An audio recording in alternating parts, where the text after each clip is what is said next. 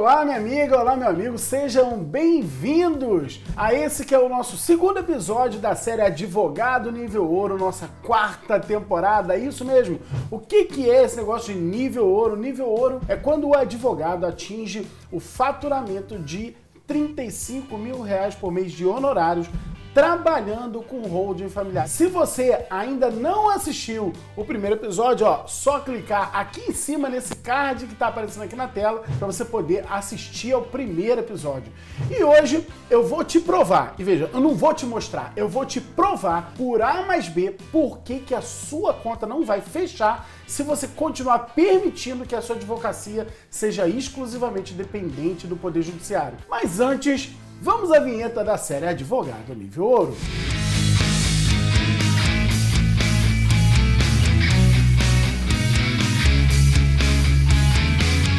Se você está chegando aqui agora, entenda que essa série ela é uma preparação para poder te entregar os pré-requisitos que você vai precisar para ter um bom aproveitamento na jornada de holding familiar. O que é a jornada de holding familiar, Márcio? A jornada de holding familiar é um curso que eu vou gravar sobre esse tema, sobre holding familiar, e que você vai poder assistir ao vivo a gravação desse curso, o que é melhor, sem pagar nenhum centavo por isso. Esquece aquele papinho de 100% online, 100% gratuito, é um curso completo para te ensinar tudo o que é preciso para começar imediatamente a trabalhar com holding familiar. Mas por que eu digo que a conta da advocacia não fecha? E não adianta você tentar lotar a agenda, porque ainda que você lote, o Poder Judiciário não dá conta de te entregar casos encerrados na mesma velocidade que você abre casos novos. Então, enquanto você ajuiza 10 ações numa semana, por exemplo, o Poder Judiciário vai te entregar um mandado de pagamento lá, finalizando um caso em execução. E eu afirmo isso com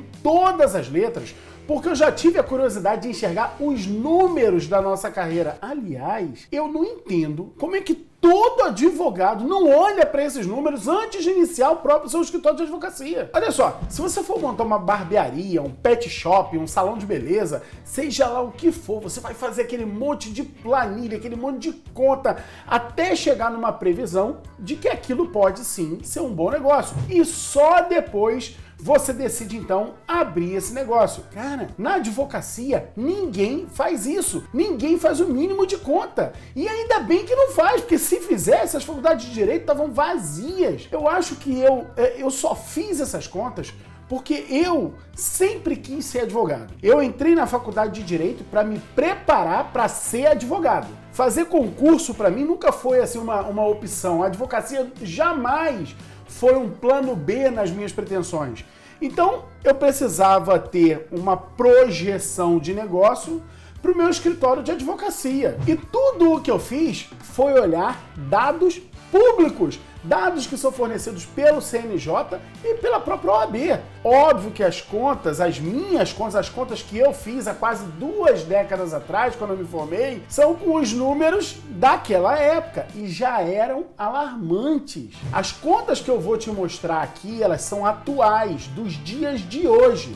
Aliás, não só dos dias de hoje. O que a gente faz? Eu peguei os números de 5 anos atrás e os de hoje eu comparo para fazer uma projeção para frente, considerando que a gente vai ter aí as mesmas variações. Então, por exemplo, se um determinado processo, a quantidade de processos mudou 10% nos últimos 5 anos, eu acredito que essa mesma quantidade de processos vai variar em 10% nos próximos 5 anos. Mas, bom, vamos aos números então, eu vou colocar aqui na tela para você. Em 2017, há 5 anos atrás, nós tínhamos na Justiça 148 milhões de processos em andamento. Mas veja, desses 148 milhões era dividido da seguinte maneira: 120 milhões eram casos que já existiam e 28 milhões eram casos novos. Naquela época, o Brasil tinha 16 mil juízes, o que dá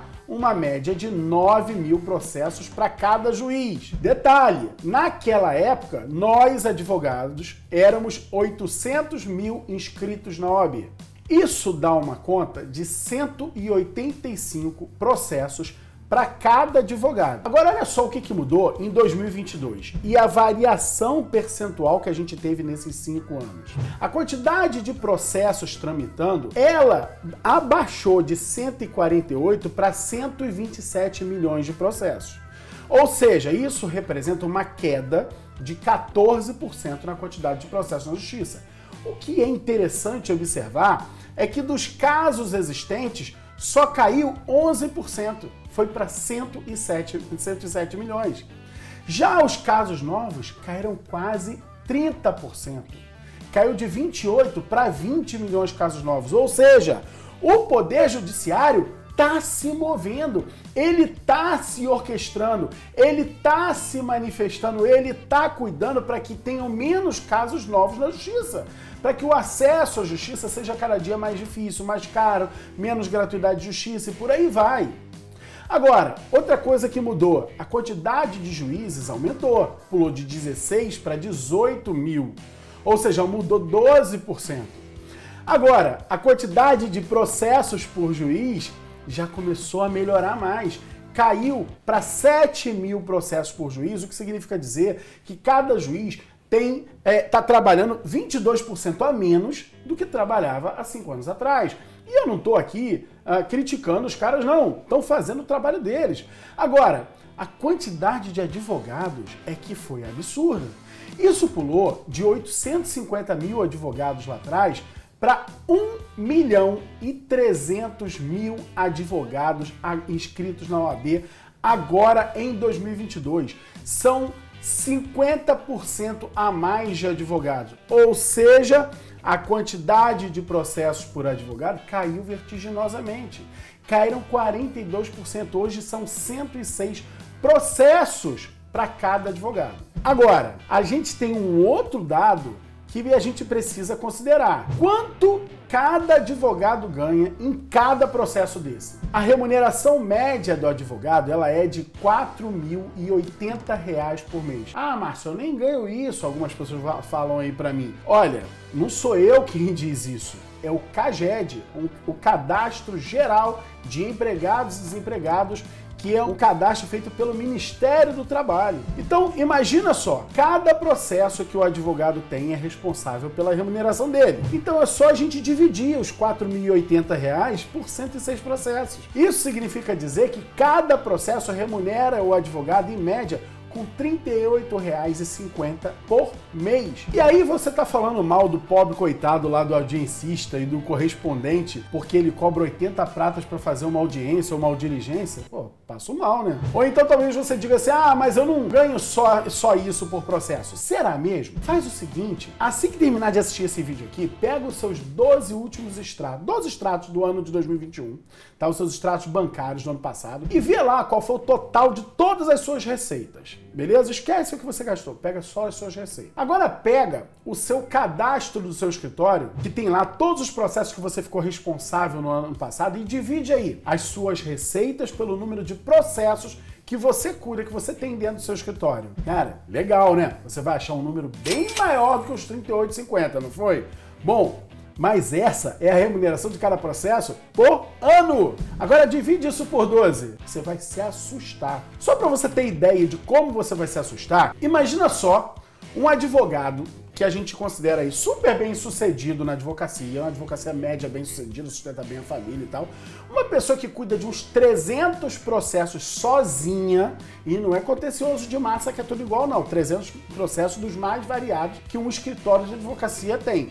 Ele trabalha feito um louco para cuidar desses 300 processos, cumprindo prazo, fazendo audiência, atendendo cliente, os cambal. Esse cara ganha uns 15 mil reais por mês, mais ou menos. Ele tá ganhando nisso aí 50 reais por processo por mês em cada, em média. Só que isso é surreal. Aliás, é tão surreal que chega a ser impossível. O cara que cuida de 300 processos não dá conta de fazer isso sozinho. Aí pronto, os 15 mil que a gente acabou de falar já viraram 10 mil. E cada processo só está remunerando esse cara agora com R$ 33 reais. Na verdade, ele está ganhando menos do que a média dos R$ 38,50 por processo por mês. Entendeu a conta? Como é que a conta é maluca?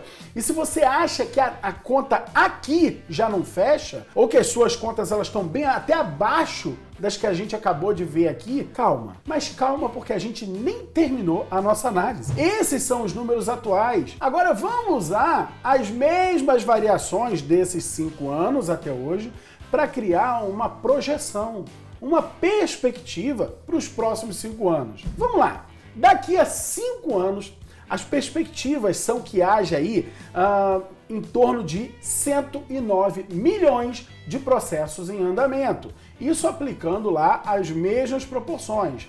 Vão ter 20 mil juízes, o que vai dar 5 mil processos para cada juiz. Olha os caras fazendo o dever de casa deles.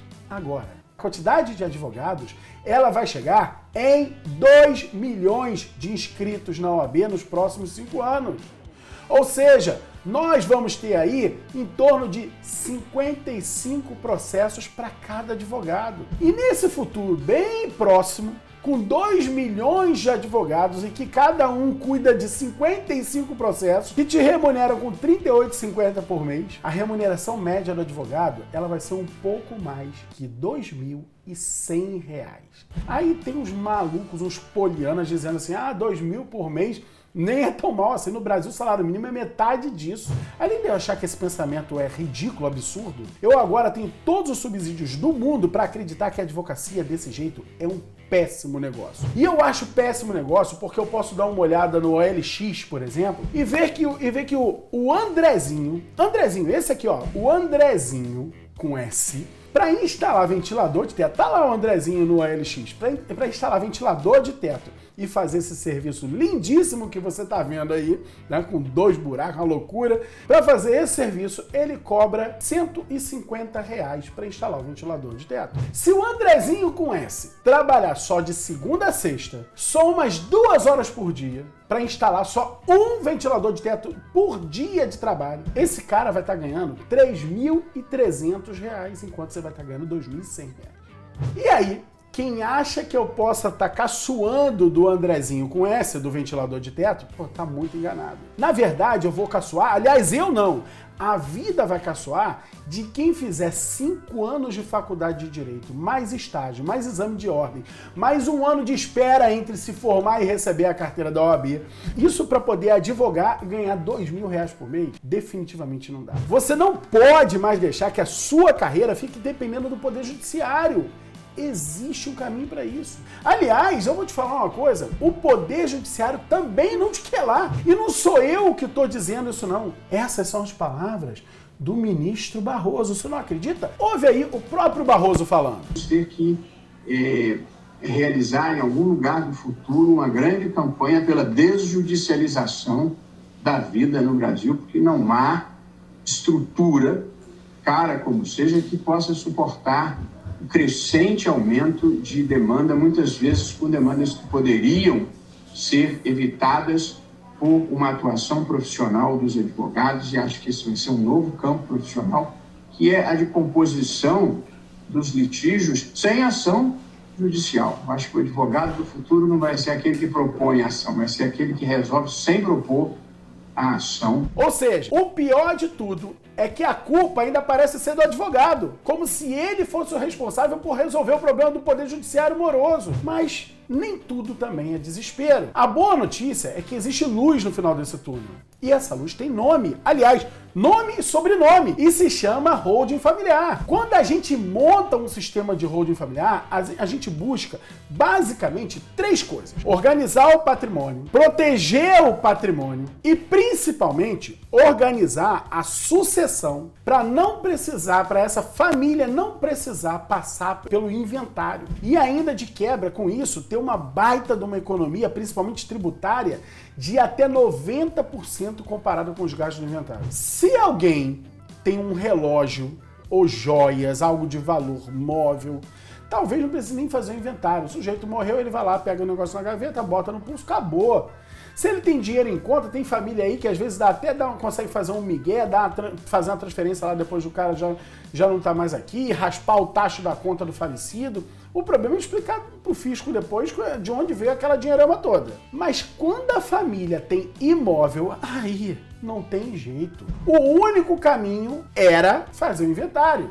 Então a gente pode afirmar, sem medo de errar, que todo dono de imóvel no Brasil, ele é o interessado em ter uma holding familiar. Agora olha só isso. Segundo o IBGE, o Brasil tem 210 milhões de habitantes. Eles estão divididos, organizados em 60 milhões de famílias. Dessas famílias, 43% das famílias brasileiras, elas têm pelo menos um imóvel próprio. Ou seja, são mais de 26 milhões de interessados em ter uma holding familiar. E sabe por que nem todos eles estão agora buscando fazer a sua holding?